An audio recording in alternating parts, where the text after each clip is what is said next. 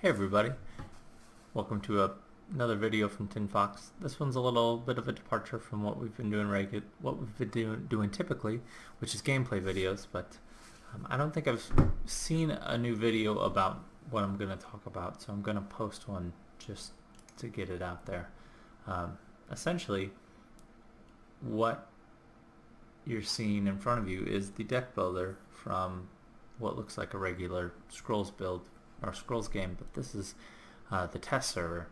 And if some of you don't know, might not know, Mojang has built a test server for the alpha players to test out new Scrolls before they introduce them into the wild, as it were, to the beta players. So what I've got here are the three that you've already seen that they've just recently released that I haven't talked about yet at all, and then I've got the 6 that just came out recently. So I'm going to just make this video really quick and just put it up so that you guys can see it, and I'll probably do another video of gameplay with some of these new scrolls, but we'll start with the 3 that you probably already know. So we have Efficiency, Dust Runner, and Noati. So Noati is probably the most controversial of all 3 of these, but its new incarnation on the test server, you can see its statistics, its numbers have changed. It only has 2 attack now, but the other 2 things have stayed constant. But the big thing is now that when it comes into play, you gain 1 resource for each non-growth type your opponent has. So this is a very significant change to Noati in that it no longer accelerates your growth, so you can't cast it on turn 3 and then on turn 4 have access to a Kinfolk Veteran. And I think that was probably the most probably the most, I don't want to say broken, but the most unbalanced portion of it was that it was acceleration, when really the intent and the flavor I think that Mojang was trying to go for was to make multicolor, multi-resource decks a more viable option with some alternatives. And when you look at this other scroll, Efficiency, you can see that as well. Now Efficiency, it looks like it's just a minor buff. It says target unit gains +1 attack until end of turn. But then it says if that unit kills another unit this turn, increase your energy by 1. So it's an order scroll that will buff your attack, but it also at the same time gives you an energy if you happen to kill a creature. Now I've tested this a couple times with some abilities, such as I put it on a destroyer, and I also put it on I put 2 of them on a scatter gunner, and that scatter gunner had what is it called? Concentrate Fire.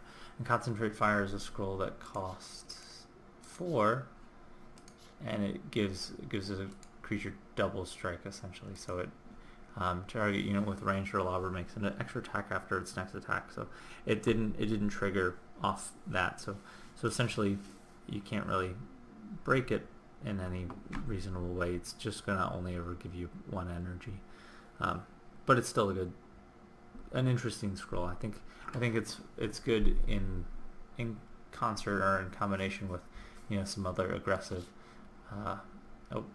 spoilers, with other aggressive units in that color combination. Dust Runner is the other option. It says whenever Dust Runner deals damage to a creature with 3 or less health, and notice it says creature, that creature is destroyed. So it doesn't work on, I was kind of hoping it would work on Awakening Stones, but that is not the case. It is only going to target creatures and not just units or structures. But it's been really interesting. This one, it feels a little underpowered sometimes when it just attacks straight into something that has 4 health, but I've had a lot of success with it at the same time, and I think it's pretty valuable because it also has ranged attack, and so there's a ranged deck that seems to work pretty well with that Dust Runner. Anyway, so those are the 3 scrolls you already knew about, and without further ado, we'll hop into the ones you haven't seen. So Wings Shield costs 3. It's a creature. It has an attack of 2, a countdown of 2, and health of 3. Now Wings Shield has Armor X. So Armor X is ability where X is the number of units behind it. So combat damage dealt to Wings Shield is decreased by X. So if it had 2 units behind it, its damage dealt to it would be reduced by 2. That would mean if it was attacked by, say, a Kinfolk Veteran with 2 units behind it, that Kinfolk Veteran would only do 1 point of damage to it. So it looks a little weak when you look at its health, but for 3, it's actually a pretty efficient wall, and it seems like a good fit in the order decks. The other order scroll we've got is Faith Duty. It's an enchantment, and it says enchant unit you control. So it's only going to target one of your units, and it says at the beginning of each of its turns, enchanted unit is dealt 1 damage, and opponent's units on that row get their countdown increased by 1. Now I think this is really interesting. It triggers on the beginning of your turn, so then that gives your opponent a turn to sort of make adjustments. So my initial thought is that you won't see a lot of this in that because it's easy to play around in the early game. It would be a little bit more difficult, I'd say, to play around in the late game though. But I don't know. I feel like it definitely has a really interesting ability in the countdown manipulation. I just don't know.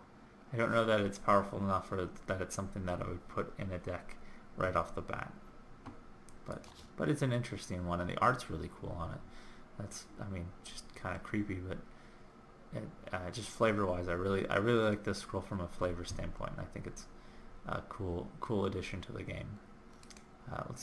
Gonna move on to the energy scrolls. We've got Automata Forge. Automata Forge looks super awesome for starters, and essentially it builds you gun automaton, and those are the 2 costs. Gun automaton is right there. So essentially you get, when it's countdown, instead of attacking, Automata Forge summons a gun automaton on an adjacent tile, and then you can pay 3 energy to decrease the countdown by 1. And that's the countdown of the Automata Forge, not the gun automaton. So, and then you can use this ability any number of times per turn. So if you had 6 resources and you just summoned an automaton, the gun automaton last turn, then you can pay 6 and essentially get another one out. But if you missed it, gun automaton costs 2 typically. It has an attack of 2, a countdown of 2, and a health of 3, but it has ranged attack. So it's nice because it combos very well with some of the other stuff you'd see in ranged decks like Bombard. It works very well with, and whatever the automaton that comes out that they talk about in the near future. It'll be interesting to see that. So with Automata Forge, my feeling is that it's been very useful. I think it'll be a great way for, first of all, it costs 3 and it has 5 health. So right there, it's a fine wall, worst case scenario, but really the ability on it gives you something to put your resources in. If you're, say you're low on scrolls and you've gotten up to like 9 resources, you can spend 1 or activate it once or twice for 3 or 6 resources, and then you're putting out a gun automaton. In the games I've played with this against the hard AI, and I'll probably play one here shortly in another video. It just seems like if it's left unchecked, you're gonna have a board full of gun automatons, and that actually is more valuable than you would think. So I've been really happy with it, and I think it'll be a great addition to the game. Another good addition I think will help alleviate some people's concerns. I kind of think it's a little overcosted at 4, but I totally understand. I almost think these 2 should be switched in cost. But Metal Wonder is the name of it. It's a structure, just like this Automata Forge was a structure. It's a structure, and it says when an opponent plays a spell or enchantment, Metalworker deals 2 damage to a random opponent idol. And I assume it means it should be random opponent's idol, but a random opponent idol. So this feels like a reaction scroll. It feels like a reaction scroll to the Go decks we've seen. The growth, and by Go I mean the growth order decks, the ones that everybody seems to be having a lot of luck with. They play a lot of the small little spells like Kabonk and Pother, and then they play Fertile Soil and Heritage, and they just try and draw a ton of scrolls. So then, if they do that though, if they cast summons, if they cast a summons and a Pother on the same turn, then essentially one of their idols, or two of their idols, are taking 2 damage each. So it feels like it punishes people for playing a ton of spells. And while it doesn't, this probably won't have a lot of use in a ton of matchups, it will be very good in a select few matchups, and I think that's one of them. So I think this is a reaction to a lot of stuff, and I think it makes Energy a better overall deck, and it gives it a really interesting long game plan. The final two, the first one's called Stag Heart. Stag Heart costs 2. It's an enchantment, and it says enchanted unit gets +1 attack and +1 health for each Stag Heart in play. So what this is going to do is it's going to make itself better with a number in play. And I have yet to see if this triggers off of your opponent's Stag Hearts, but I have a feeling that it would. I don't know how I feel about this yet. The first one feels weak in that you're paying 2 to get 1 attack, 1 health. Obviously, when you put the second one out, you're already up to a Bearpaw, so that's good. And then a third one's probably just insane. So if you have a way to consistently get them out, they're probably great. At this point, I think I still like Bearpaw. That's just me though, probably. Bearpaw, for those who don't remember, it's just a straight +2/+2/+2 attack and health. But then your creature gets a countdown penalty where just for 1 turn they get their countdown bumped up by 1. So Stag Heart doesn't suffer that penalty. So I'd be curious to try it. I probably will give that a shot in the future, but I still think the consistency of Bearpaw in that essentially the first 2 Bearpaws do the same thing that the first 2 Stag Heart. Oh, that's cool. Oh, did I do that on purpose? That was weird. Huh. Sorry. So the first 2 Bearpaws are essentially on par with the first 2 Stag Hearts. And I can't think of a situation where I've ever had more than 2 Bearpaws in play. So I think it might be a nice option, but I think I'm still playing Bearpaw over Stag Heart. The last scroll we're going to look at, it's called Crumb. This is his name. He's a human kinfolk, so he's kinfolk if there's anything that ever keys off that. He looks very, very tough, but he does not attack. He has no attack value, but even still he wouldn't attack even if you buffed him. He has a countdown of 3, and then, actually I don't know if he would attack if you buffed him. I'll have to try that. He has 2 health, but when he is destroyed in melee combat, the attacking unit is also destroyed. Now, for my money, I think this is probably less valuable than I would anticipate. I don't see myself wanting to play this in an aggressive growth deck, and I don't know that there is a long game control oriented growth deck out there at the moment. So at the it's nice that they're making 3 drops or 3 cost units. Noadi's a good addition.